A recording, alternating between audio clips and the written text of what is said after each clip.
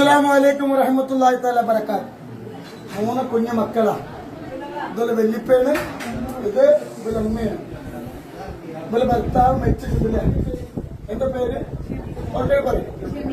മരിച്ച ആവശ്യമില്ല. ഭർത്താവ് ഇവരുടെ വാപ്പ. എത്ര കൊല്ലായി? 1 വർഷം. നോമ്പിനെ മരിച്ചത് അതുപോലെ ഖബർ വിശാലായി കൊടുക്കട്ടെ. ഒരു ഗതി സ്ഥലമുണ്ടോ? വീടുണ്ടോ? ഇപ്പൊ എവിടെ താമസം? പാടിയാർന്ന എസ്റ്റേറ്റിൽ ജീവിക്കുന്ന. എത്ര വാടക? ജോലിക്ക് പോണ്ടോ? മാഷാ അല്ലാഹ്, അല്ലാഹു ബറക്കത്ത് ചെയ്യട്ടെ. അപ്പൊ ഒരുത്തര് വീടില്ല, സ്ഥലമല്ല, അത് വാങ്ങാനുള്ള പൈസ ഇല്ല അല്ലെ? ഒരു ഗതിയില്ല. നമ്മള് വന്നു. എവിടെ സ്ഥലം? എവിടെ? അച്ഛനൊന്നും ലഭിച്ചില്ല. വയനാടില്ല അല്ലെ? വയനാടിന്റെ ഒരു പഞ്ചായത്ത്. ഞാനിപ്പോ എവിടെ പഠിക്കണേ? +1. വയസ്സ് എത്ര വയസ്സാ? 14. എന്താ പേര്? 11. എന്താ പേര്? 7 വയസ്സ്. എന്താ പേര്? ചങ്ങൽപ്പാപ്പ. ഞങ്ങൾ ആരിട്ട് ഓടിയിട്ട് കാര്യമില്ല. ഈ മക്കളെ ദ്വാരണ്ട്. പിന്നെന്താ ഈ മക്കള് ദ്വാരക്കാണ്.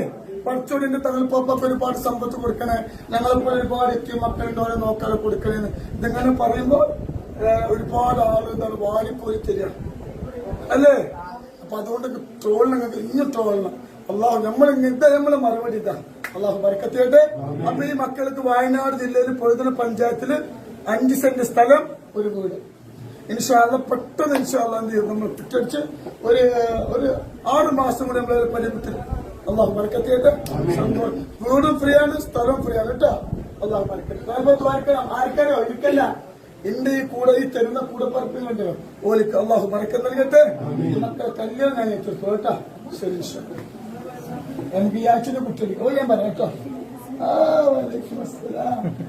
ഞാൻ സലാത്തുൽ ഫാത്തിഹ കേൾക്കുന്നു കേട്ടോ. അസ്സലാമു അലൈക്കും വറഹ്മത്തുള്ളാഹി തആല വബറകാത്ത്. ഇത് നമ്മളെ 3 പിഞ്ചു മക്കൾ. അള്ളാഹു ബറക്കത്ത് ചെയ്യട്ടെ. പിന്നെ മഹല്ല് കമ്മിറ്റിക്ക് ഇവിടെ ഉണ്ട് അല്ലേ? സ്ഥലം എവിടെ പറയേ? ആർവ. ഏത് ജില്ലയാണ്? ഏത് ജില്ലയാണ്? വയനാട് ജില്ല അല്ലെ? വയനാട് ജില്ലയില് ആറുവാൾ ഒരു സ്ഥലത്താണ്. തരുവണ അടുത്താണ് അല്ലെ?